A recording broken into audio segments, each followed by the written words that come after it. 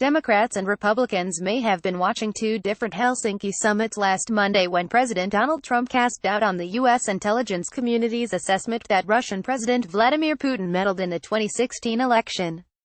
The Republican Senate nominee for Virginia, Corey Stewart, said Trump was standing up to the Russians during a debate Saturday against Democratic incumbent Senator Tim Kaine.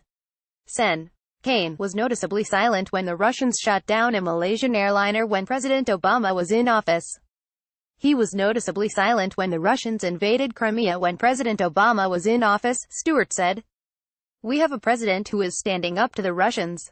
After receiving widespread bipartisan criticism for his deferential statements in Helsinki, Trump subsequently backpedaled, unconvincingly, and said he believed the U.S. intelligence community. But the audience members didn't seem convinced that Trump is standing up to Putin, cutting off Stewart and loudly laughing at him.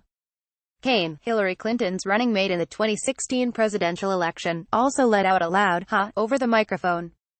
It took another prudent audience member to settle down the rambunctious crowd. They clearly weren't buying Stewart's support of Trump's actions, but it seems their allegiance was with neither candidate. The audience also booed when Kaine called Stewart a liar, according to PBS NewsHour's Jenny Martyr.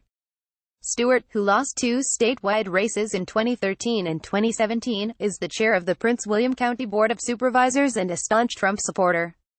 He recently caught flack for his past associations with white nationalist Jason Kessler and an anti-Semitic and racist candidate from Wisconsin.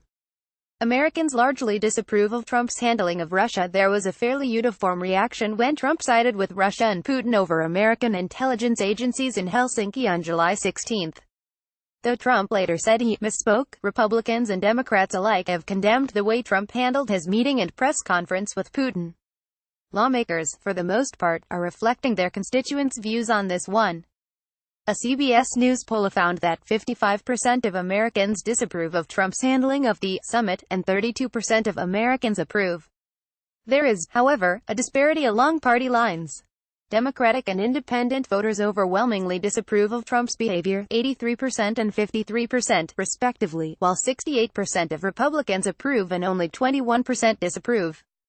Partisan allegiances have less of an effect on Americans' faith in the intelligence community.